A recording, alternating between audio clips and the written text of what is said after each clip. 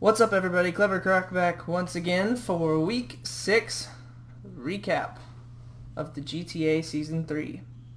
Now, this week is just full of craziness. Really good matches. I just want to say that for everyone, who played this week, I unfortunately was unable to recover due to technical difficulties.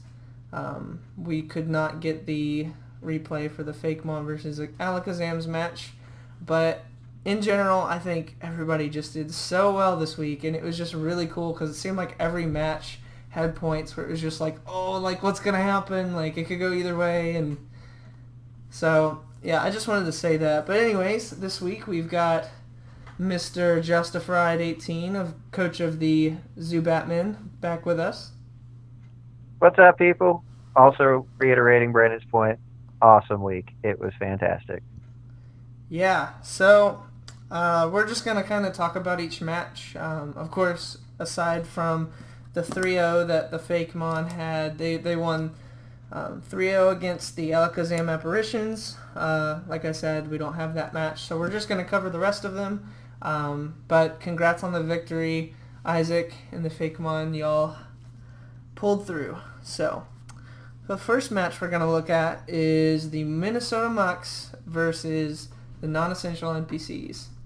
Now, this match, I have really wanted to see the potential come out of both of these teams since week 1, because I've seen some really good stuff from both teams since they joined the GTA in previous seasons.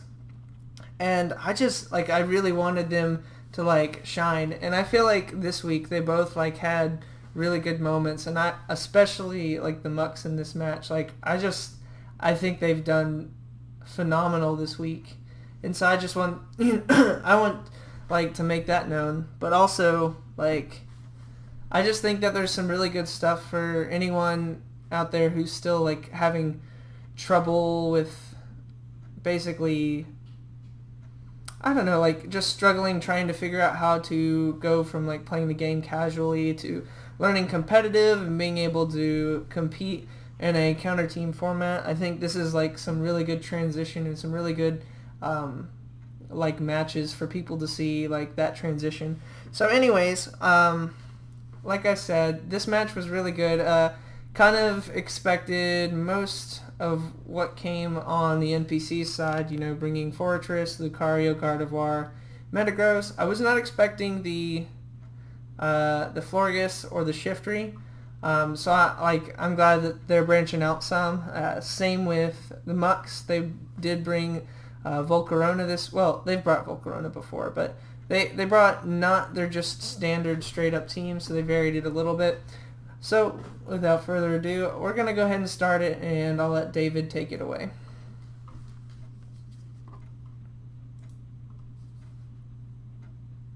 Hello? You muted yourself, didn't you? Sorry, I had myself muted. That's okay. Oh, man. Anyway, really cool start. Fortress has to kind of know that Mega Absol has magic bounce there, but it was a really good job of Mega evolving Mega Absol at the right time, get the magic bounce out. Of course, Fortress, rapid spin away. Really bad luck from Garchomp here. He's going to miss, I think, 2 or 3 more Fire Blasts, which with 85% accuracy, that's pretty rough. I loved seeing Garchomp run with the Rocky helmet with the rough skin. Really, really hard on physical attackers. So, yeah, just a lot of, so far, just good play and a lot of punishment being dished out by Garchomp here. Special Garchomp, which is not something you see all that often, and I love that he brought something that's a little different, something that just throws you off just a little bit. Physical Goodra, that was also awesome. So you come out, Goodra, you're expecting Draco Meteor or something like that. He comes out with Fire Blast. Bad play on Dragon Pulse. You saw that he wasn't exactly stoked about it, but yeah, it's a big play, a little bit lucky, but a big play there by Gardevoir getting the special attack reduce on um, Nidoking there. But yeah, Destiny Bond on Gardevoir was a cool play too. Um, can I just say, like, really good job by both teams of bringing stuff that's um, not just coming straight off of Smogon. You don't have to just bring what everybody else says you should bring. Um, the one thing I will say about the Volcarona, I would have really liked to see a Quiver Dance. I don't know if maybe he had him choiced. Nope, he didn't, because you see the Quiver Dance afterwards. But man, if you can Quiver Dance first thing, it's huge. You can see that in where he takes down Lucario and just sweeps through the rest of the team. Volcarona is just deadly, especially after that first Quiver Dance and going into Fiery Dance. So that's pretty much all I've got. Really good job by both teams. The match looks a little one-sided at the end of it, but the truth is both teams played really well, and both teams brought stuff that was a little different and creative. So really a fun match to watch. Yeah, yeah. I'd like to add that, like, just a reminder, and this is just some stuff that maybe it's just like either forgetting or not knowing, and ultimately it's a not prepared type thing. So it's easily something to fix. But Magic Bounce, Magic Bounce, Magic Bounce. Know what it does. There have been multiple matches at this point that have shown that not knowing something, like even if it's just an ability on a Mega is rough. In this case, it didn't matter as much. It didn't really change the game, really. But it's something to keep in mind because it could be a lot more deadly next time. Well, he did lose 2 to 3 turns, I think, rapid spinning away or defogging away stuff that he had set on himself. That's true, and he did get a free switch into Garchomp for that too. And Garchomp went almost 3 for 1 that game. So I don't know if it was like if he invested anything in Garchomp's special attack, or if he packed Fire Blast because it would do more on the special side. But I think Earthquake, even with natural like attack, would have done more to the Metagross and might have taken it down with the Rocky Helmet and Rough Skin damage. But that's just like something I'm like, oh, it could have. It didn't make a difference because Goodra came in and just wrecked it anyways with the Fire Punch, which, like I said, was awesome to just bring something different and not expected. Yeah, the Dragon Pulse thing, he forgot that the relation between Dragon and Fairy. And I didn't know, maybe Sal didn't know this, but Goodra actually packs Sludge Wave, and Sludge Wave, or like can learn Sludge Wave, which means that's a really good move to pack as a counter to Fairies. And so when the Gardevoir came in, he made that mistake, which is fine. It didn't change the end result. But if he packed Sludge Wave, he might have been able to go without taking that hit on Nidoking and keeping it in against the Florges. But yeah, I mean, those are just things that I'm noticing. But like I said, I am like just really excited to see both teams like pack really good stuff. The Gardevoir with the NPCs have like used that Gardevoir so well with the Destiny Bond, the Will-O-Wisp. I think they brought 1 week. Just bringing stuff that really throws them off guard, and I think Gardevoir went 1 for 1 and has gone typically 2 for 1 in its matches that it's appeared in. So good stuff overall, I think. Yeah, 1 for 1 on a switch in too, and I don't know, just catching your opponent off guard is just such a huge advantage. So it was really cool to see. Yeah. Oh my gosh. So, and it's like you said, one of the things like I think people might be forgetting is Pokemon do have 2 different abilities a lot of times when they Mega Evolve. Or 3. So, yeah. So you have to know like what your opponent's Pokemon's ability are before they Mega Evolve, and then what it's going to be after they Mega Evolve, because they do change. Yeah.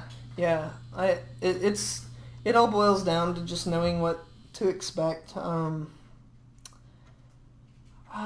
There's something else I was thinking, but Yeah, I mean, really, like, also, I don't know if it would have mattered, but, and maybe he packed it and didn't need it at that moment, but the bullet punch could have at least got a little bit more damage on the Gudra.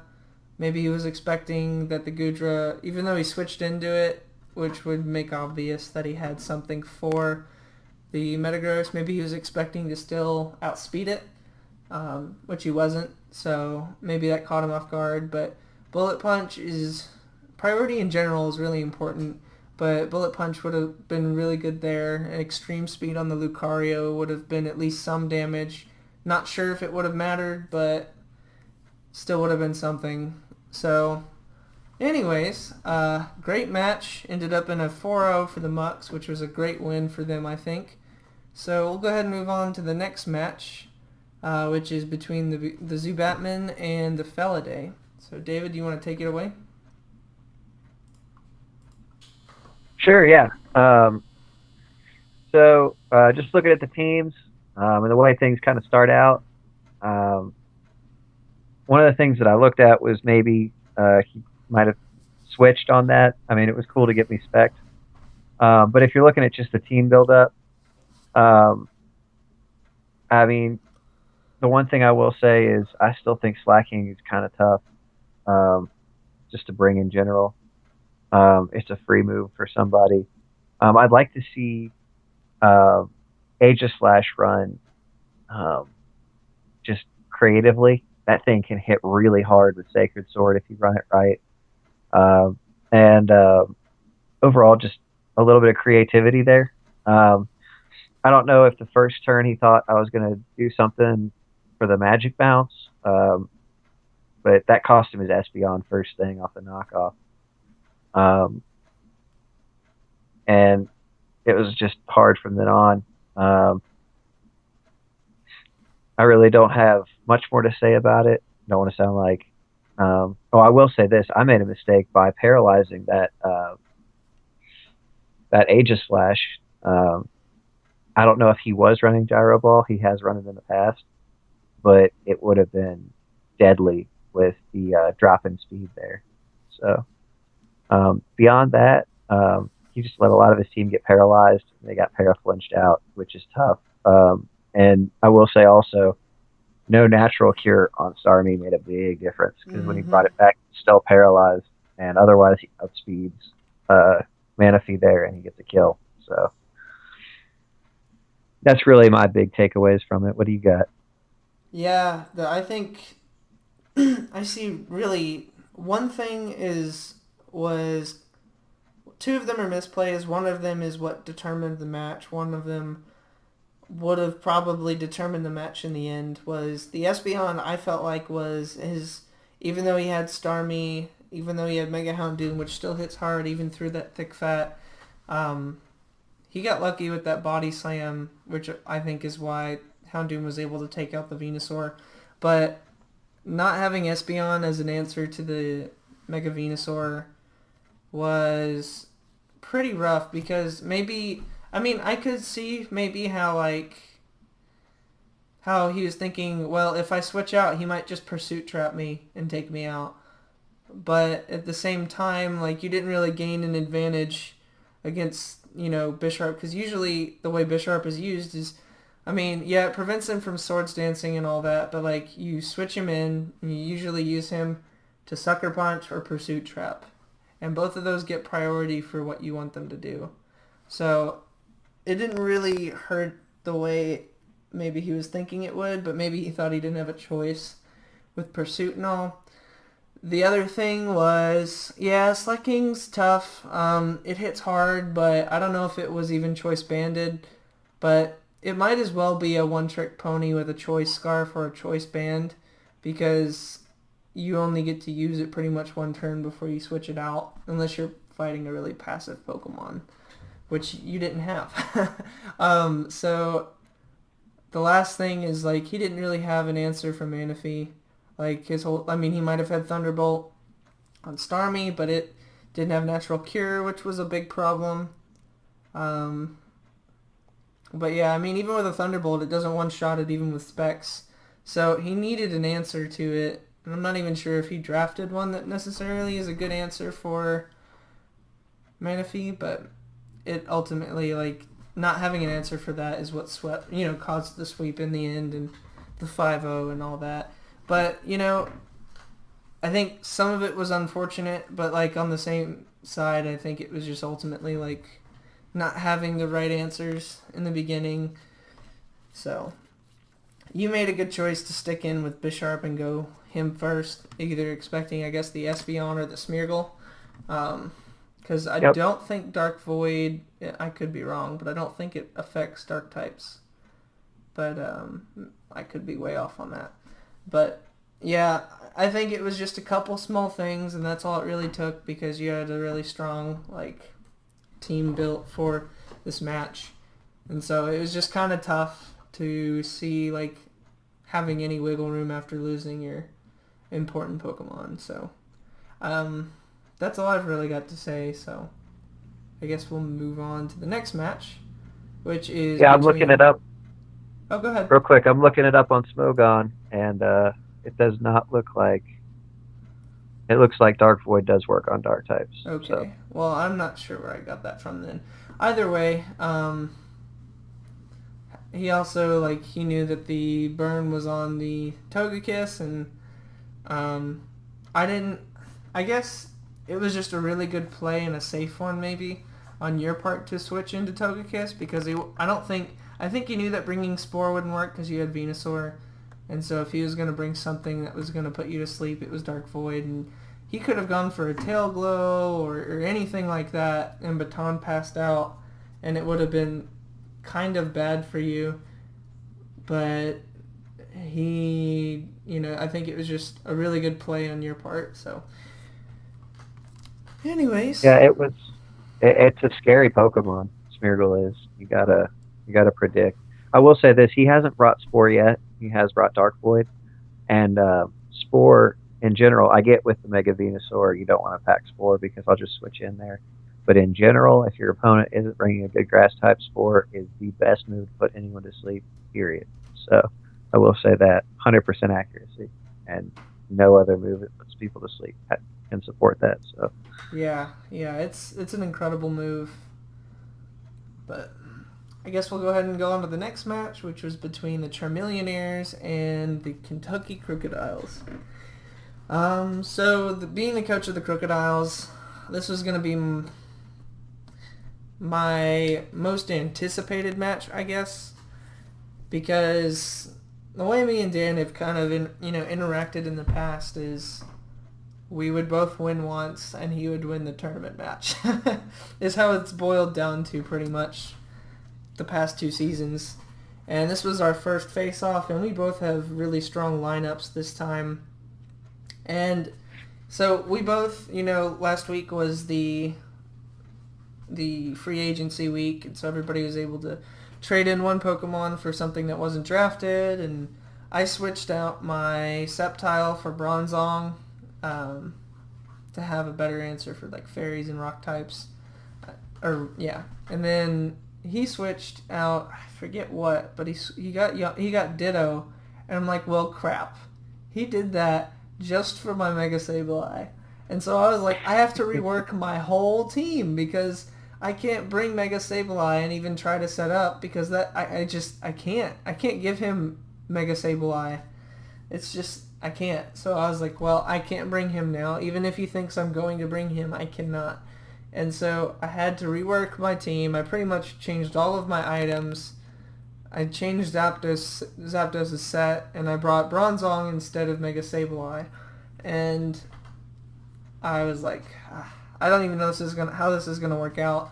And I saw no Ditto, and I'm like, okay, phew. He definitely was expecting the Mega Sableye, but he brought Machamp, and I was like, that's interesting.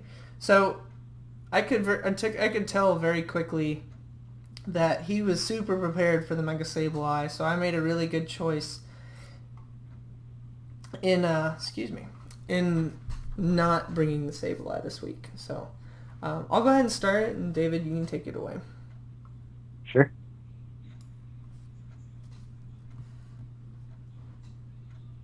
All right, now? You're done? Yeah, you want I'm me to good talk? for now. Yeah, you go ahead. Oh, okay. Gotcha. No worries. Um, two things. One, Zapdos did work. Static on twice on that Granbull was big. Um, and then second, the big play was Machamp was kind of running through your team there, and then you hit Endure, had the Custap Berry ready, and exploded. And it was awesome, and it really worked. And I'm wondering also why he did not pack Bullet Punch, because that would have ruined that. Unless you're faster than him, which I don't think. I mean, Ron, nobody ever expects Custap or indoor Custap. man, when you endured though, I mean, I knew at that point he's got to have something that's going priority at that point, right? I I think that usually you pack Bullet Punch on Machamp, but at the same time, it worked so beautifully because it changed the game completely. He might have. I'm pretty sure the Machamp was actually choiced, so I don't know if it What's mattered. the choice? I think Okay, so. I I think didn't it was know. banded. Ah, so that's why. So then he's stuck in it, and that's a great play. Beautiful. And at that point, like I said, Machamp was really what was turning the momentum for him. He had, I mean, you started off really well. He made that mistake with the earthquake. Forgot about levitate. Well, the problem is I could have been heat proof or levitate, and like I mentioned to you That's in a text earlier, I was like, it's a Pokemon that demands one mistake in order to hit it super effective because you don't know what they're going to bring. that's true. Absolutely. I do think though that you're safer off starting with Fire Punch, even if it's heat proof. Um, you're still not going to end up with a total whiff like he did. But the other big play in that was um, the Crocodile on the Greninja, and you had it scarfed. He thought it And was banded too. he thought it was banded. He absolutely did, and that changed everything. The other thing that I'll say is he only has one Pokemon capable of setting up Stealth Rock, and I don't think he even brought anything. I don't think he brought Stealth Rock with it, and so that was a big. I mean, anytime Talonflame's out, that's a big loss. But with that team, you're looking at Talonflame, Weavile, and Zapdos that all do not like rocks, and so it was really a big play. Um, I will say you were really well prepared, um, down to whether it was the Custap explosion, the Ice Shard from Weavile and outspeeding. You seem to have an answer for his sweeper each time, and anyone who's played Dan knows that his big thing is he loves to get his sweepers out, and he loves to put just so much pressure on you. And you had an answer each time he applied the pressure. So I mean that was pretty much what it came down to. Yeah, I did notice. I wasn't sure if he forgot that he was burned or what. I was a bit confused on why he didn't go for another attack or another Swords Dance at least on the Mew instead of going for he went for a substitute instead, and that essentially got rid of him. I don't know if he did that on purpose so that he would get a safe switch in or what, but that was just a bit confusing to me. Yeah, I think he was just banking on a safe switch at that point. But the game was over at that point. I mean, there's really not much he can do. The only thing left for him is to maybe Swords Dance and then Foul Play again. But you've got two Dark types waiting right there, so I don't really think he's got many options at that point. Yeah, and unfortunately with Swords Dance, it doesn't do anything for Foul Play since you use the opponent's attack stat. So it Right. kind of worked against him to go for Swords Dance and then Foul Play, because if he went for Foul Play turn 1, it would have been twice as much damage and it would have got rid of my Talonflame. But like you were saying, I don't think that it would have changed it at that point because Weavile's knockoff and Ice Shard would have been enough to get rid of both of those. So Yep, absolutely. I was really nervous. I think honestly it was quite a bit of luck to still pull off that Bronzong Custap explosion because of the confusion. I broke through 2 and had that second one not worked, that would have been a complete waste of a Pokemon. I I didn't think that he would bring Machamp, to be honest. I thought that Xatu was going to have to be brought as a counter answer to my Magic Bounce and as an answer for hazard removal. And so I was surprised, and it actually ended up working for him at that point. And I got lucky enough to pull off the thing that, I was expecting to be able to pull off on something big. Honestly, I was hoping the Bronzong would be able to do that to the Pinsir, because the Pinsir doesn't have a good answer for, even a quick attack wouldn't do all that much to a physically defensive Bronzong. Or the Greninja, Right. because Greninja doesn't have priority. So I was hoping to get some big damage off on one of his sweepers. And, Machamp is who it needed to be at that point. So Yep. Yeah, because Machamp was going to be the MVP there. yeah, absolutely. That team was struggling with Machamp up until that point. So What I was a bit nervous about was when I lost Zapdos, because Zapdos was my answer to most of his team. I was packing Hidden Power Grass, which apparently he knew after last week and after the times it's been brought before. My Zapdos was really kind of the answer to most of his team. Really, it was going to do damage to pretty much anything. So losing that early on made me nervous, and I was still able to pull through. So I was really excited to be able to do that match, and it was still a really good one, and it was really close still. The thing with Dan's team is that if you give him any room to breathe, it could completely change the game from the 3-0 that I've got to, however many Pokemon he has left, getting a full sweep at that point. So yep. Yeah, if he's a threat to sweep at any moment, you cannot relax. yeah, you have to make sure he has no room to think. You have to keep the pressure on him, otherwise he's going to do that to you. So Yep. we'll go ahead and move on to the next match between the Black Ice and Richmond Raikos.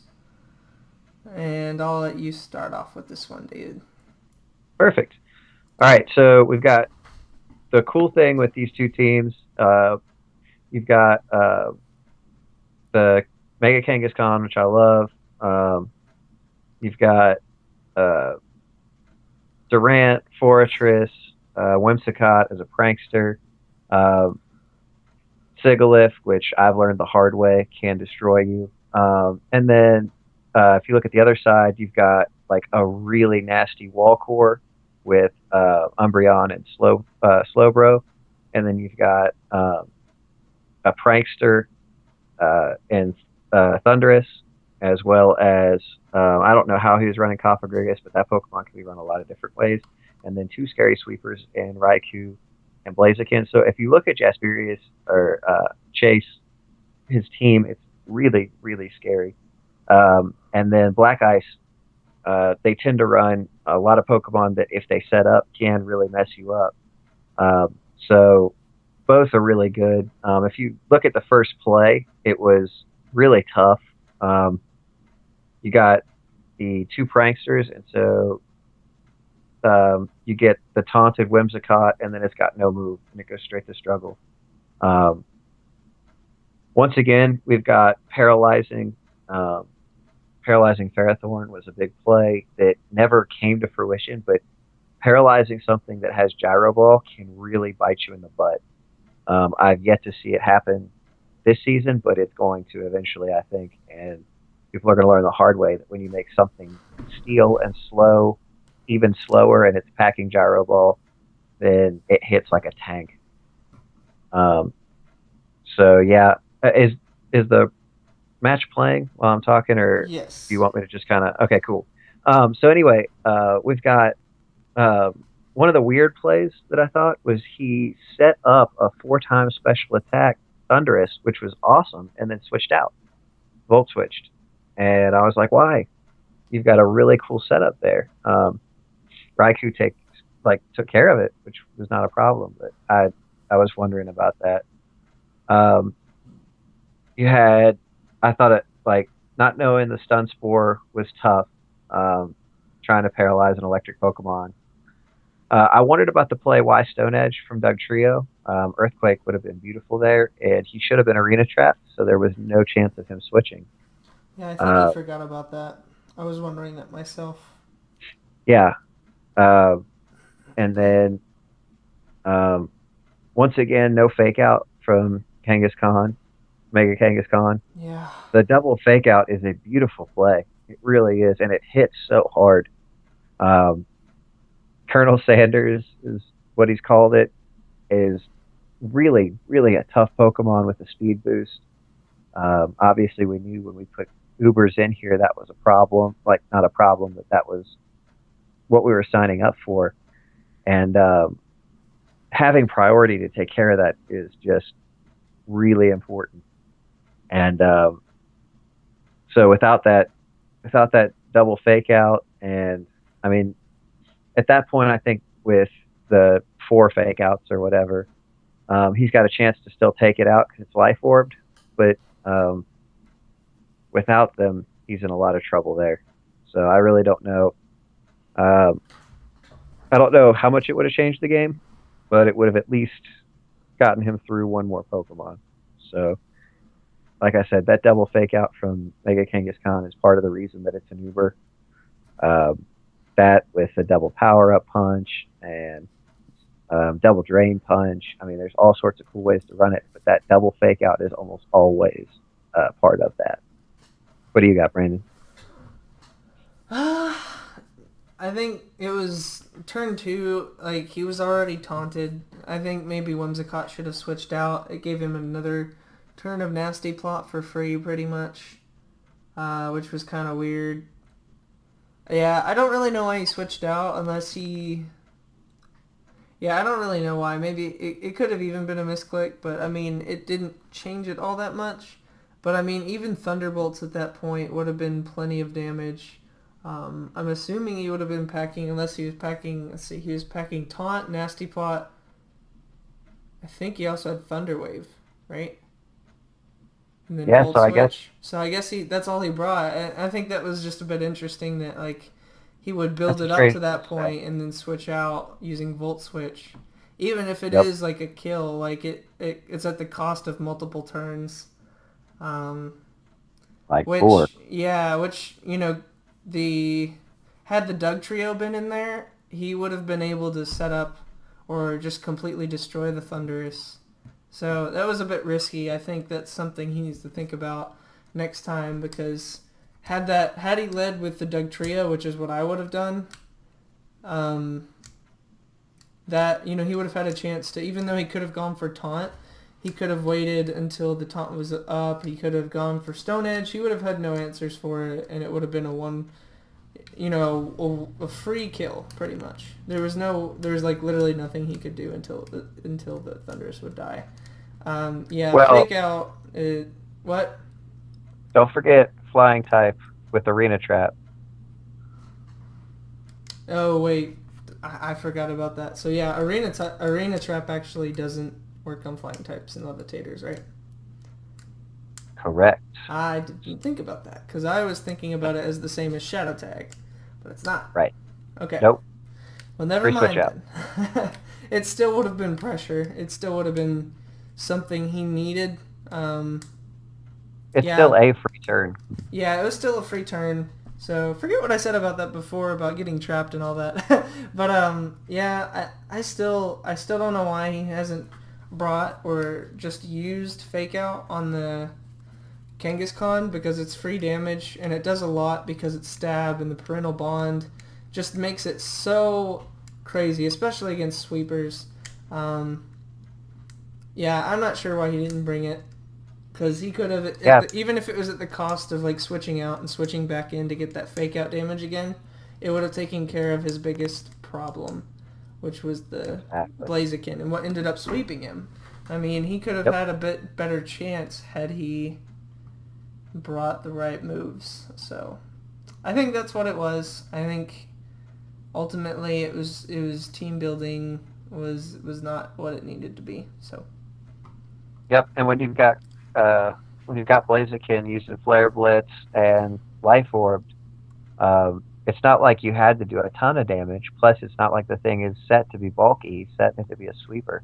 yeah, So that, I mean, those one maybe 2 fake outs would have at least kept him in the game. I mean, he's still got a lot of really tough Pokemon to break through there. but it would have definitely at least given him another turn to live or two. So Right. Yeah, and I also still wish that like the Black Ice would switch up their Pokemon some because it worked the first couple weeks, even though it didn't always end in a win.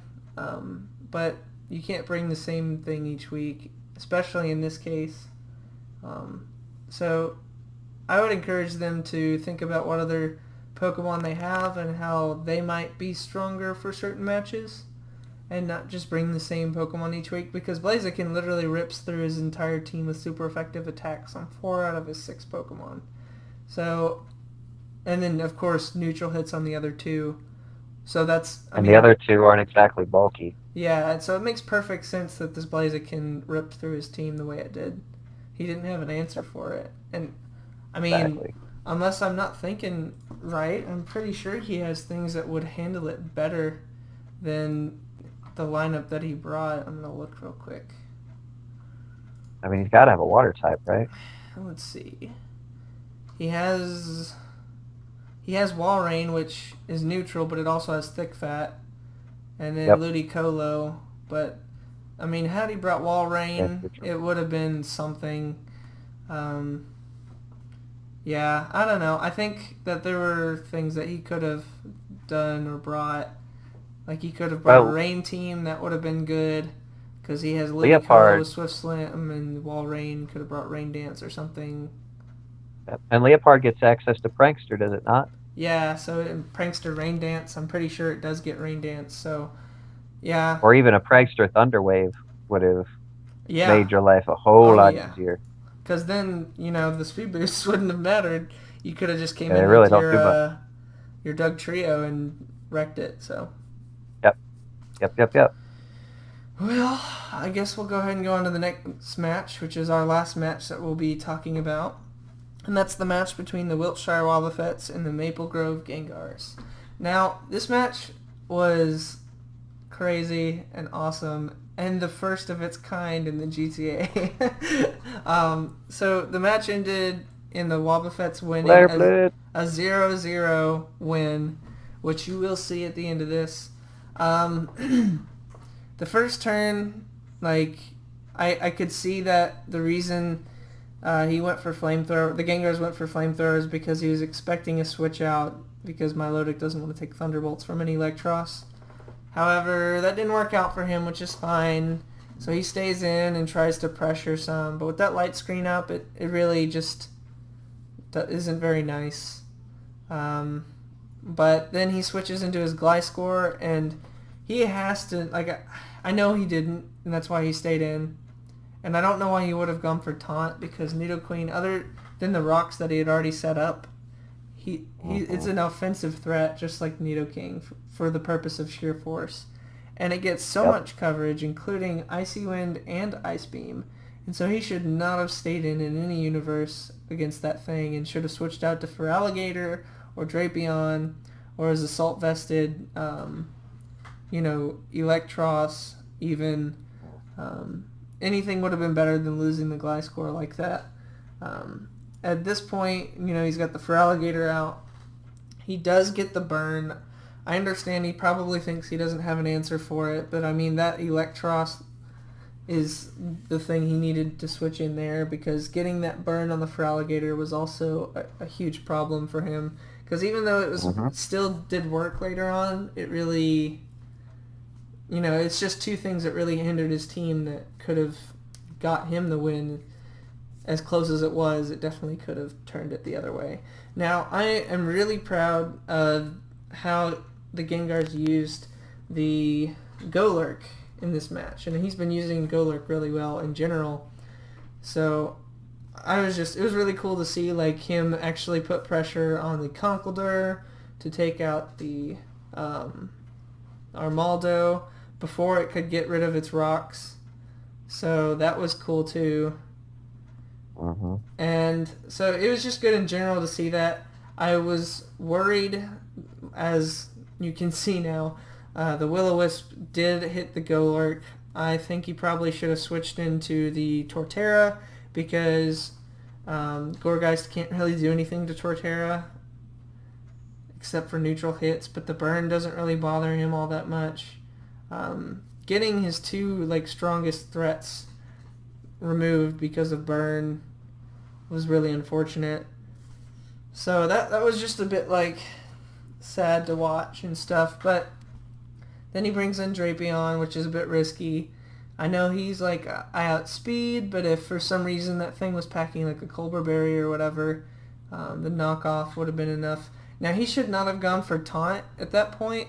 He should have just gone for the knockoff knowing the outspeed would happen, since he went for knockoff the first turn. And he risked, he allowed the Conch to get 30% off on the Drapion's health, which I don't believe mattered, because the Earthquake did more than that, than what he would have had left otherwise. Mm-hmm. But he did go for the Whirlwind, which was an awesome play. Switching out the threat there. But I think, had he also went for Toxic Spikes when maybe he should have gone for something just for damage. He would have had actually, I think, a chance of getting 2 turns of damage under the Nidoqueen instead of 0 had he not misplayed with the taunt on the Conkeldurr. However, he's still able to get rid of the Nidoqueen and is able to also get really close, really sadly close to taking out the Milotic. But because of that burn and that misplay earlier and setting up too early, that for Alligator, man, it's just sad. He could have taken out that Milotic and it literally was on its last leg and was able to recover up and outlast the burn. So really, it was a really good match, and there's just a couple really pivotal things that the Wiltshire Wobbuffets were really, they executed well and were able to exploit the fact that maybe he didn't expect it or just misplayed or whatever, and was able to neutralize half his team because of burn or, one shot because of weaknesses. Actually, 4 of his team members, because I remember Ice Beam took up Torterra as well. But he is still able to cause enough of a threat with the Flamethrower and the Thunderbolt and everything to get it down to the point where it was a 0-0 because of Stealth Rocks. And so on the Wobbuffet side, not going for that... Well, actually, he couldn't go for Rapid Spin because Golurk was a Ghost type. But I think ultimately, not being able to get rid of the hazards, I think, is what caused this match to end the way it did. So, I think that's all I got. Yeah, I'll say one of the things that kind of was tough for me to watch was Milotic is a great Pokemon, and I love Marvel Scale as an ability, but burning your Pokemon that's supposed to be a wall is really tough. And that really hurt him over time. The other thing was, if you're going to set up with Feraligatr that early, which I wouldn't recommend, you weren't going to go with 1. That wasn't going to be enough. You just go straight for the second, and at that point you're only eating 1 Scald with a chance to burn instead of 2, which was a big difference. The way that this game came down at the end was awesome, but you sacrificed a Gliscor when you definitely didn't need to. Yeah. Nidoqueen is almost always run as a special attacker with sheer force, and she's almost always packing Ice Beam. And with somebody packing Gliscor, you're always packing Ice, so you had to know it was coming. I didn't know if maybe he thought he'd outspeed, because maybe he thought it was bulky and he was invested in speed. I don't know, but he didn't, and he got annihilated because that's at ×4. The other thing that I will say is the way he's been running Torterra does not like to be burned because he's been running it physically with Woodhammer. Oh, that's right. Yep. So I don't know. The problem is you've got a lot there that doesn't like to be burned. That's normally when Gliscor comes in really handy because you toxic for Gliscor, he's toxic already, and switching him in on a will-o-wisp or something like that is fantastic. The other thing is relying on Scald to Burn worked, but that is risky. That second move, that second Scald burns, and if it doesn't, you're looking at a sweep, I think. So I will say that was a huge play because you took it from 2 times attack back to its regular attack with the burn. So risky, but it worked. Yeah, that was a pretty big moment, I think. Being able to neutralize the Feraligatr, which would have demolished the Nidoqueen later, and would have probably, maybe not, but probably would have handled the Mega Charizard if it had even 1 Dragon Dance up. But either way, these matches this week have just been like so great. Like I said, congrats to all the coaches playing this week. I hope that like the things that we've said have been helpful, and that maybe you'll like think about some of the stuff we talked about in relation to team building for your matches or making decisions in game and stuff like that. I hope that all of that will be useful in your next match, and just keep preparing the way that you all prepared this week, and you will see a difference in like how, you know, close matches are at the least. You know, I can guarantee just by planning, you know, my team and preparing and thinking about threats more, I guarantee that my match will be close even if I lose most of the time. So, Absolutely. last thing, I guess, David, do you have a top play in mind, something that stuck out to you this week? We're not going to do top 5 this week, but do you have any play that you'd say would be the best one this week? One that just totally stands out to me? Yeah. I would say I'm going to give him the benefit of the doubt and say that he speed calced on that, but Chase with the taunt with double pranksters, I thought that was really cool. Normally that Pokemon is untauntable because it'll taunt you first, and Whimsicott, but he taunted it down to struggle first thing because he was packing his own prankster, which I think was kind of awesome. So yeah, that would be my top play. Yeah, that really shut down the the, you know, any sort of threat that the Whimsicott could have been right off the bat. And I think it kind of flustered him at that point and made the rest of the match just harder to think about like what he could do, because he just was dismantled from turn 1. Set the pace. Yep. I don't want to toot my own horn, but I really, like, when I look at all of the stuff that happened this week, it was really hard to pick between the Quiver Dance on the Volcarona, the Custep Explosion on the Bronzong, and then I think the last one was the switch in and just the control that the Golurk had before it got burned. I think those 3 like moments during the match really affected the outcome in a very pivotal way. So I would say those 3 all in great general. plays. Yeah. So, and a lot of that stuff was just like, it wasn't something that was just so unexpected. It was more just like a solid decision, and it just shows that like as you play more, you learn how to like prepare better. But also like when you do prepare more and you think more about it, it shows in how you play your match. So, like I said, congrats to those coaches. Congrats to everybody for having a really strong week. Even if you didn't come out with a win, it was still a good week for everybody. So that's all I've really got. So yeah, I guess what we'll do is hopefully next week we'll have another strong week of matches to talk about. So I guess that's it. We'll see you next week. Bye. Thanks for watching, guys. If y'all enjoyed the video, go ahead and leave a like, and if you want, subscribe for more videos. Hope to see y'all in the future, and thank you for watching.